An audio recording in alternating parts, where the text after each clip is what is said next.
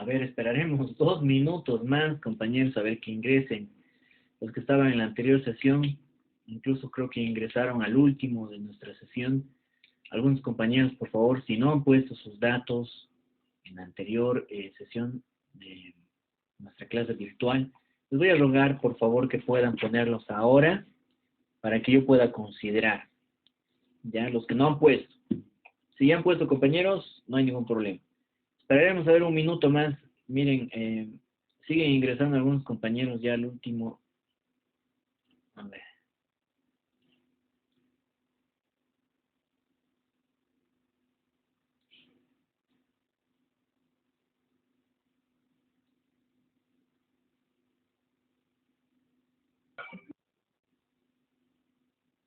Ya.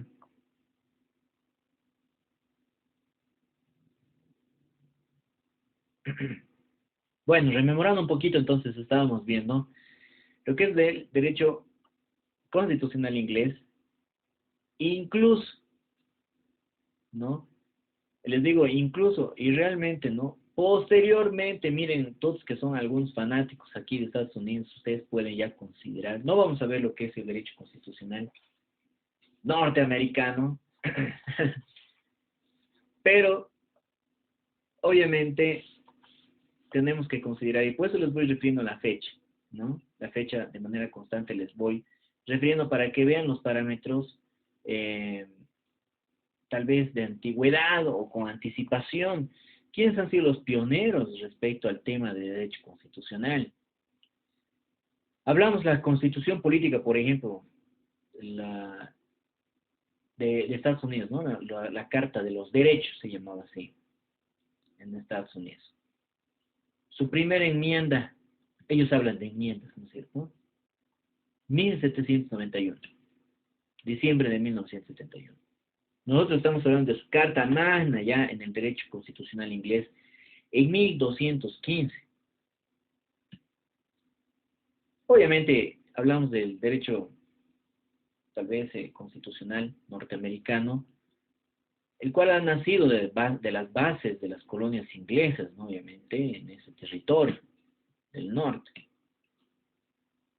Que es entendible, ¿no? Que obviamente tuviese que haber nacido siempre, a partir de lo que nos refiere, el derecho, en primera instancia, el derecho constitucional inglés. Ustedes han visto cómo está dividida y estructurada además el reinado, ¿no? Los reyes de qué manera han gobernado en esos momentos y ya posteriormente cómo se ha ido desestructurando hasta el momento en el cual ya actualmente nos encontramos. A diferencia del derecho constitucional norteamericano, de los Estados Unidos, hablamos de una relación de aproximadamente un poco más de 500 años, ¿no? De diferencia. Su segunda enmienda, la tercera enmienda, que son parámetros iniciales de su constitución actual que ellos tienen, ¿no? Ellos lo han dividido en enmiendas. Nosotros ya estamos hablando de artículos desde la Carta Magna del Derecho Constitucional Inglés. Bueno, nos estamos saliendo un poquito del tema, solo en comparación, les estoy refiriendo solo para que tengamos los parámetros de comparación de los tiempos, compañeros. Ahora, Bolivia, 1826, ¿no? Estamos hablando de un tiempo mucho más extenso para poder llegar a entender lo que es una carta magna. Algunos dirán, pero doctor, estamos demasiado retrasados, ¿no? Puede ser cierto a partir bueno, desde un punto de vista, pero sin embargo estamos nosotros actualizados respecto a la situación actual, que no solo atraviesa nuestro país, ¿no? Sino los diferentes países del entorno latinoamericano, que obviamente se han venido desarrollando con mucho más lentitud respecto al resto de los otros países, ¿no? Como es el caso del derecho constitucional inglés que estamos analizando, y a comparación de lo que es el derecho constitucional norteamericano, ¿no? O de los Estados Unidos, como bien refiere estas enmiendas que en este momento yo les estaba mencionando. A ver, por ejemplo, para ver la primera enmienda, ¿qué dice? Solo para que ustedes puedan un poquito, a ver, eh, curiosear tal vez en lo que nos dice el derecho constitucional norteamericano. La primera enmienda del derecho constitucional estadounidense nos refiere: el Congreso no promulgará ley alguna por la que se adopte una religión de Estado, no ya está limitando el inicio y los parámetros de origen en la antigüedad del derecho constitucional. Hemos hablado de estados teocráticos, ¿no?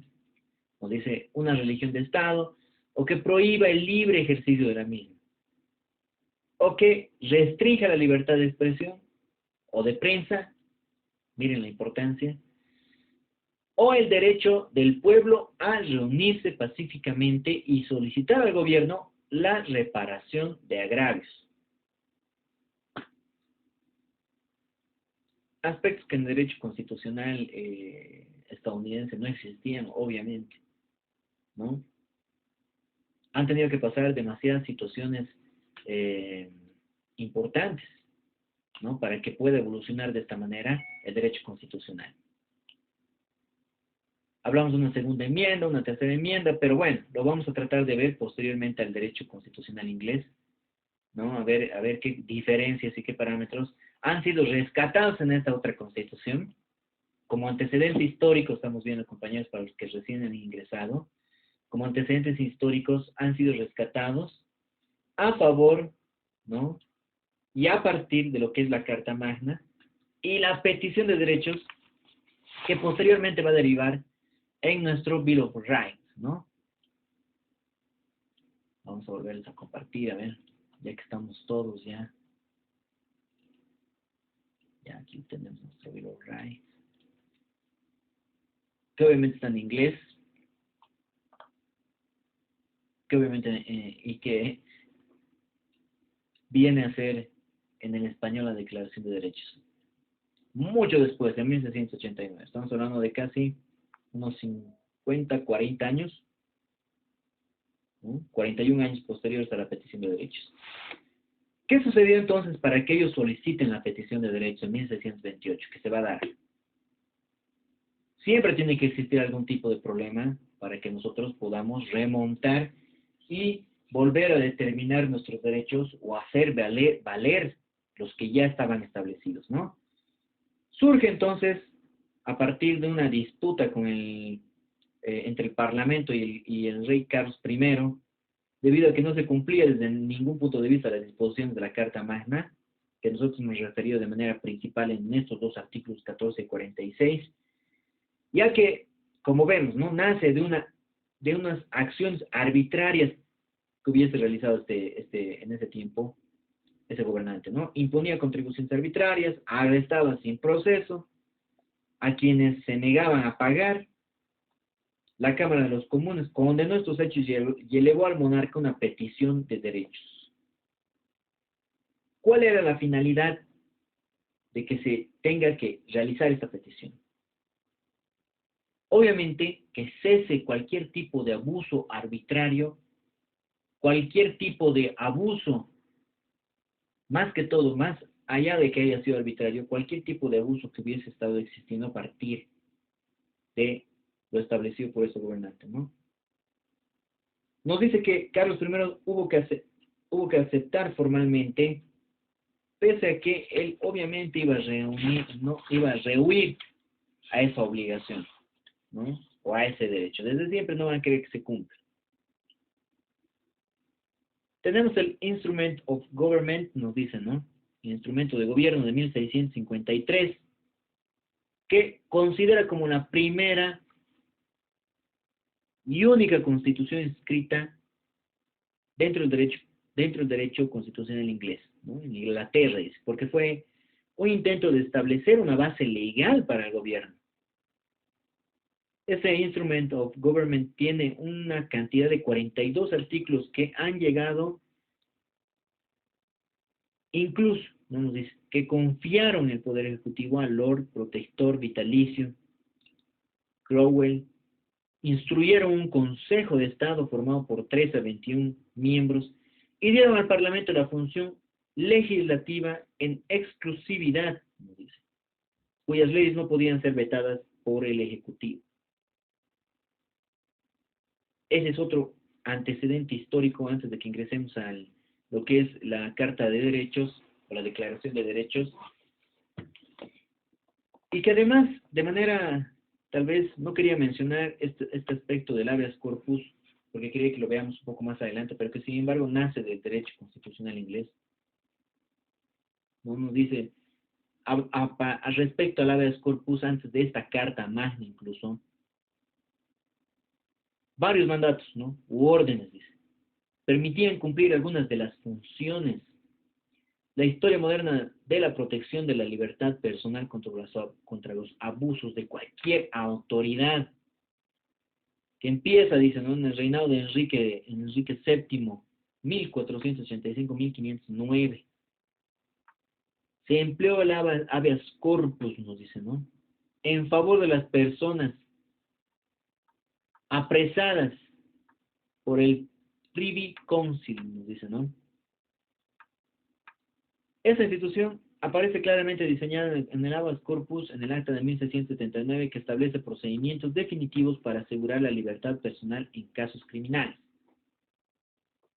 Actualmente, ¿qué se llama este habeas corpus, compañeros? Tal vez, seguramente van a ver esto en derecho constitucional, procesal, constitucional, o derecho o procedimientos especiales, tal vez.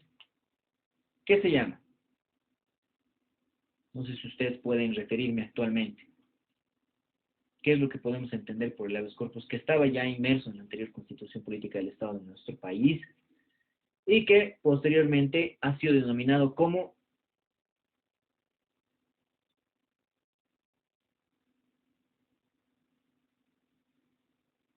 no sé quién quiere participar en nuestra clase de Historia de Derecho Constitucional en este tercer o segundo tema que nosotros estamos viendo de la evolución histórica que tiene el derecho constitucional en nuestro país. No solo en nuestro país, no históricamente vamos a hablar. Actualmente se llama recurso directo de libertad. ¿Cuándo se aplica este derecho constitucional? Cuando uno ha sido apresado de manera arbitraria. Cuando uno cree además que han sido violentados sus derechos a partir de lo que dice la Constitución. Una mala aprehensión tal vez. Pero tiene que estar fundamentada ese habeas corpus, ¿no?, en ese momento. Actualmente el recurso directo de libertad. Tiene que estar bien fundamentada respecto a qué derecho hubiese sido lesionado a partir de la Constitución Política del Estado para que esa persona no tuviese que haber sido aprendida. Tal vez algo sencillo, un ejemplo sencillo sería de que no haya existido ningún tipo de orden emanada de una autoridad judicial, fiscal u otra para que éste pueda ser detenido, ¿no? ¿En base a qué ha sido detenido? Nosotros deberíamos haber conocido previamente a la detención la existencia de cualquier tipo de acción, por ejemplo, en delitos penales, ¿no? Deberían, en primera instancia, haberse notificado, haberse citado para prestar su declaración de manera legal a esa persona, para que de esa manera recién pudiese corresponder una orden de apremio si en caso no hubiese hecho caso omiso a una orden judicial o fiscal, ¿no? Entonces existe cierta vulneración de derecho en no haber conocido el porqué, o si en todo caso no existiese incluso, ¿no?, una orden de retención. Esos aspectos ustedes tienen que conocer, por si acaso, compañeros, no sé, ya deberían fuera de ver las noticias, de tal vez ver programas de televisión, ya deberíamos nosotros ir entendiendo, no creo que sea la primera vez que escuchan qué es el habeas corpus, ¿no? O tal vez estamos un poco tímidos para poder participar también, situación que ya saben, acá en nuestra carrera no existe la vergüenza. Las opiniones que se den, a ver, Ignacio nos quiere participar, a ver qué nos puede decir. Es una pregunta, doctor. ¿Se podría decir que el caso de ya se me fue el nombre del líder de la resistencia. ¿Ya? No recuerdo Ya, su ¿no? nombre. Se podría decir que ahí fue un caso de habeas corpus, porque fue detenido, después fue liberado y después otra vez fue detenido. No, muy buena pregunta. Ignacio, a ver, ¿cuál era su apellido, Ignacio? Por favor, le voy a pedir. Cosío, doctor. Ignacio Cosío. Sí. ¿Sabe qué? O sea, ese caso, ¿eh? Tendríamos que ver si evidentemente ha habido una aprehensión que hubiese sido irregular, ¿no? Pero en ese caso, por ejemplo, a lo que yo he podido ver y lo que nosotros todos hemos podido entender de las declaraciones posteriores que hacen los funcionarios públicos quienes han ejecutado esa orden de aprehensión, es de que tenían la orden de un juez, ¿no? Obviamente por medio del fiscal, para que se proceda a la aprehensión de esa persona. Dentro de una investigación que no sabemos si realmente pues, ha sido puesto a su conocimiento, pues que en ciertos casos específicos existe una reserva, no una reserva, dentro de los procesos penales, hablando de procesos penales, existe una reserva de actuaciones, ¿no? Donde nadie puede conocer precisamente porque es un caso demasiado controversial, que si alguien se entera, ¿no? De cierta manera se pudiese caer el caso dentro de la investigación que se esté realizando, tal vez podemos verlo como algo secreto. Y dada la relevancia política por la cual nosotros estamos atravesando, obviamente, seguramente tiene esos aspectos, ¿no? Tiene algún tipo de esos parámetros que les he venido refiriendo, ¿no? De que nadie puede ver ese caso así nomás, ¿no? Hay reserva de actuados y de actuaciones investigativas. A la prensa tampoco se le va a dar, precisamente porque existe reserva del caso, ningún tipo de antecedente en el cual ellos pudiesen basarse y dar las noticias, ¿no? Porque ya uno se entera y supuestamente se ha perjudicado dentro de la investigación.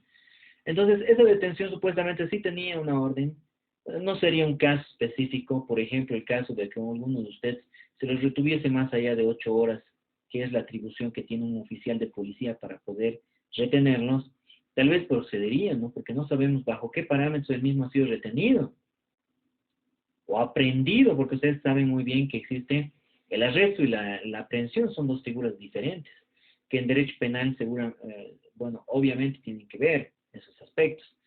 Entonces, el habeas corpus ya desde ese tiempo nos habla, estamos hablando de 1485, 1509, compañeros, durante el reinado de Enrique VII, ¿no? Nos habla del habeas corpus, donde se establecen procedimientos definitivos para asegurar la libertad en casos criminales, ¿no? Asegurar la libertad de una persona es fundamental. Son derechos humanos fundamentales. Nadie puede ser retenido, ¿no es cierto?, a partir de aspectos que pueden ser circunstanciales. Es como acusar a una persona como en esos tiempos de la antigüedad, de brujería, ¿no es cierto?, donde no sabían realmente si era o no, pero sin embargo a señalamientos de una persona específica o de varias pudiesen haber sido sacrificadas o yo qué sé, ¿no? Algún tipo de situación que actualmente lo vemos como un atropello total a los derechos que pudiésemos cada uno de nosotros tener.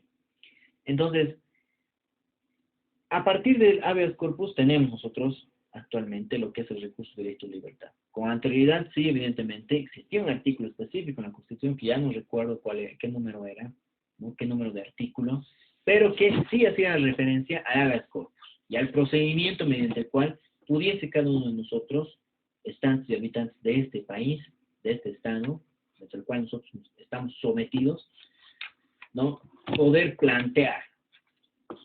Ahora sí, compañeros, vamos a ingresar a ver lo que es la Declaración de Derechos en nuestro conocido Bill of Rights, ¿no? ¿Qué nos dice? Vamos a ver este parámetro acá, aunque tenemos nosotros, por si acaso, en el texto, ¿no? Lo he bajado, obviamente, esto de una universidad de la UNAM, México, ¿no? En el cual podemos ver un poco más extenso, ¿no? Tal vez un poco más, no es muy largo, pero sin embargo, está muy bien explicado en este PDF. Yo les voy a enviar y todos los materiales que nosotros vamos viendo, así como también los videos instructivos, educativos, compañeros, no No estamos viendo una película que dure toda la clase. Son 2 minutos que vemos algún video para podernos ubicar en el tema, porque a veces la enseñanza entra mejor por imágenes. Creo que ustedes más entienden de las noticias que de la misma explicación del docente, ¿o no? O leyendo ahí estos periódicos que son sensacionalistas, ¿no? El periódico Gente, entre otros, ¿no? Donde incluso se veía un poco más de morbo. Podemos ver ahí fotografías realmente del asesinato, que no sé de dónde consiguen esos periódicos toda esa información, ¿no? De manera inmediata, o no sé si estará en el acto, o quién pasará, pero sin embargo, vemos de manera continua, ¿no? A la mayor cantidad de población acá leyendo ese periódico, y pareciera que se entiende mejor por las imágenes que estamos viendo. Entonces, vamos a ver este video, como les digo, es obviamente de nuestro país, que viene más adelante porque tenemos que atravesar por toda esta evolución histórica realmente lo que ha sido el derecho constitucional, para arribar al finalizar en lo que es el derecho constitucional boliviano. La importancia que ha tenido y la evolución asimismo que tiene nuestra Constitución a partir de 1826. 1826. Estamos hablando de la Declaración de Derechos, de Bill of Rights en el derecho constitucional inglés en 1689.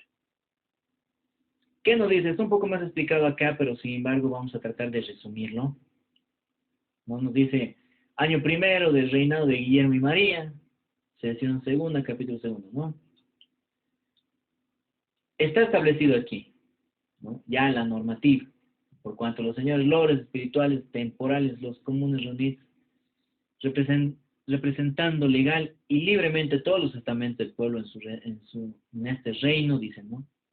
Ese preámbulo, ¿no? Que tenemos nosotros en las normas. El 13º día de febrero del año de nuestro Señor, de 1688, dice, ¿no? Presentaron a sus majestades, a la sazón llamados y conocidos por los nombres y títulos de Guillermo y María, príncipes y princesa de Orange, que estaban presentes en sus propias personas, una cierta declaración por escrito hecha por los dichos señores, que eran los lores, que nosotros hemos estado estudiando, ¿no? Y comunes en los siguientes términos, a saber, ¿no? Hasta la lectura, compañeros antiguos, un poco complicada la forma en la que actualmente nos desenvolvemos en cuanto a la lectura, ¿no? Por cuanto al difunto rey Jacobo II, como antecedente, ¿no? Asumiendo y ejerciendo el poder de prescindir y suspender las leyes de ejecución de las leyes sin el consentimiento del Parlamento, encarcelado y procesado, bueno, estos aspectos que nosotros yo se los voy a pasar para que nosotros podamos leer y entender mejor a qué nos referimos con la Declaración de Derechos en lo que es el derecho constitucional inglés. Sin embargo, nosotros tenemos que basarnos también en lo que nos refiere a la ley que declara los derechos y libertades de todos los súbditos en Inglaterra, ¿no? Establece la sucesión de la corona a sí mismo. Nos dice que fue una condición impuesta para que el príncipe y la princesa de Orange ocuparan el trono que había dejado al vacante Jaime II. Es por eso que nosotros dentro de este preámbulo estamos viendo este aspecto plasmado dentro del estudio de derecho constitucional. Este documento nosotros vamos a ver que consta de 13 artículos, ¿ya? Y nos viene recordando los actos inconstitucionales de Jaime II.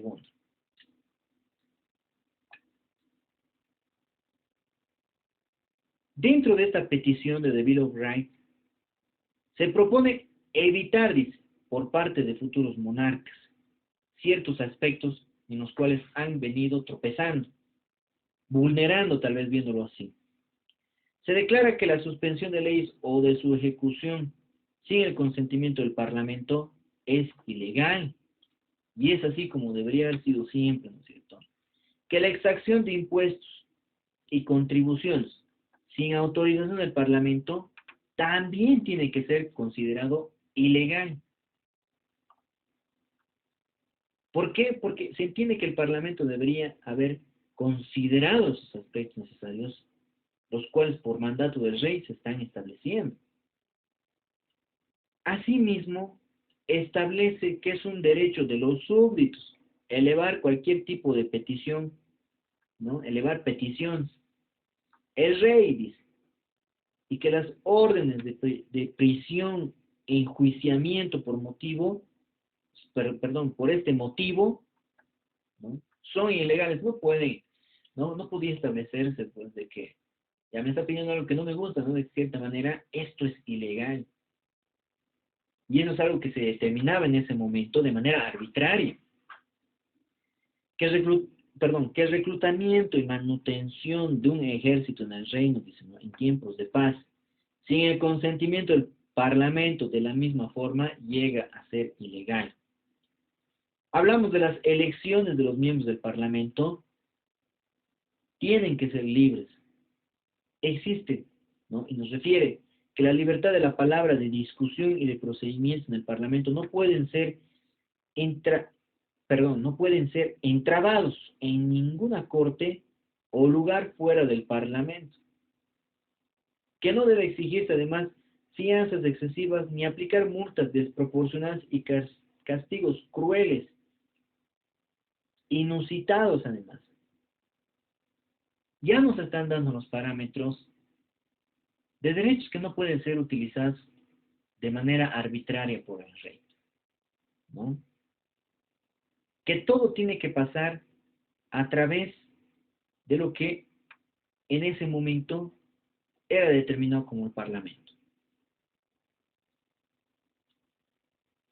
Ya no existe ese poder central, ¿no? Todo el poder central en una sola persona como era el rey. Ya se empiezan a establecer parámetros hasta donde éste pudiese obligar y realizar algún tipo de acto arbitrario en contra de cualquier tipo de súbdito dentro de cada uno de estos aspectos que nosotros estamos analizando.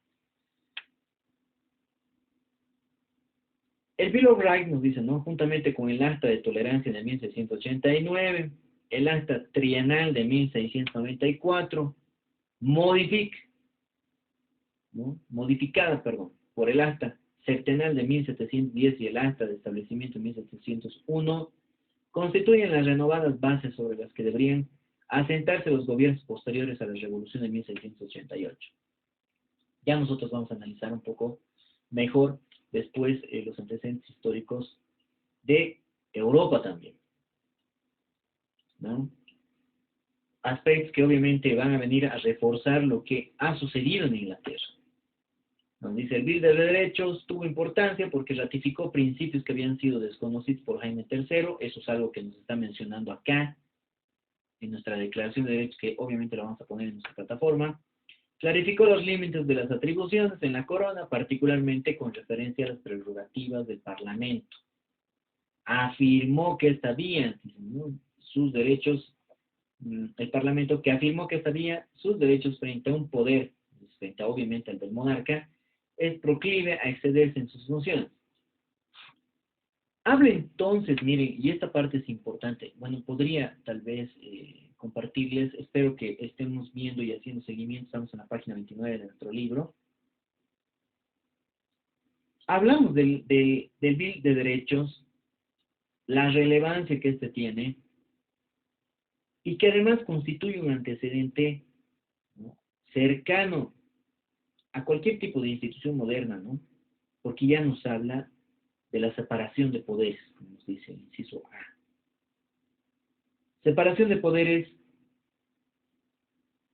la cual nos va a venir a referir, en Introducción al Derecho seguramente han visto y han hablado de John Locke, ¿no?, en el ensayo del gobierno civil, ya en 1690, su libro Montesquieu, en su libro del espíritu de las leyes, Introducción al Derecho, compañeros, y yo puedo asegurarles que el docente de Introducción al Derecho les ha debido referir y les ha debido poner parte de estos libros, donde ya hablamos del gobierno, además de otros, del Estado también, además de otros autores, ¿no?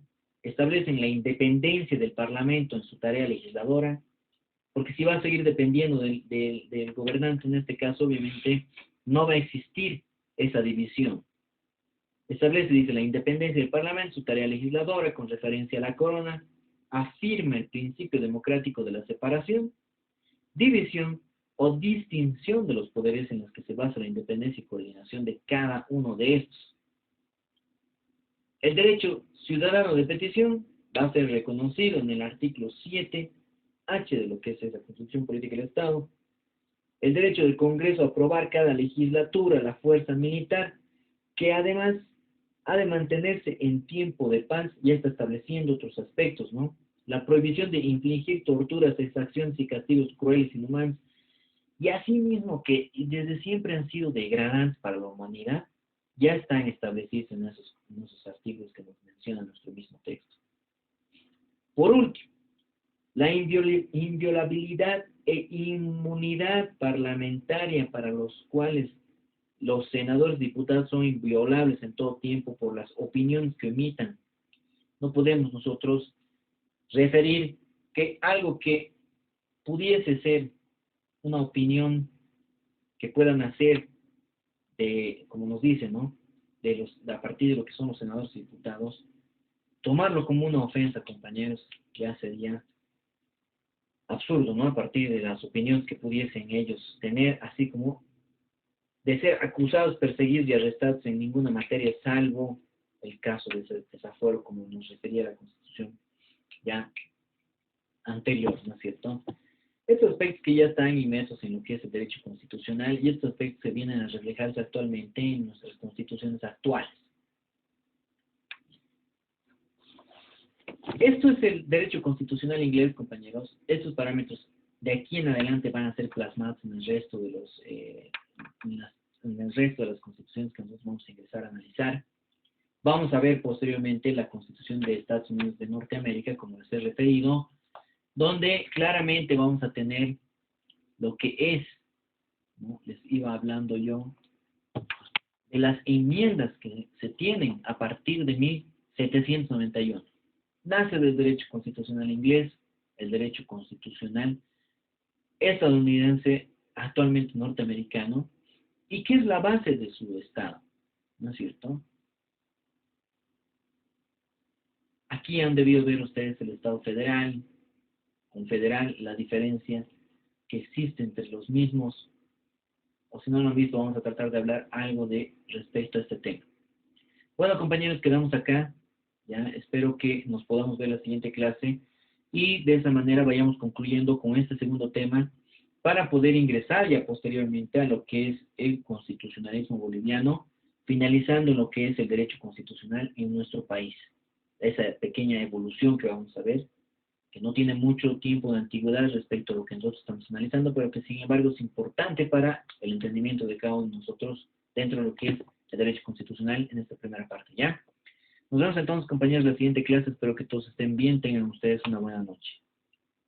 Muchas gracias, doctor. Buenas noches, compañeros. Hasta luego, doctor. Buenas noches. Buenas Buenas noches, doctor. Hasta luego. Hasta luego.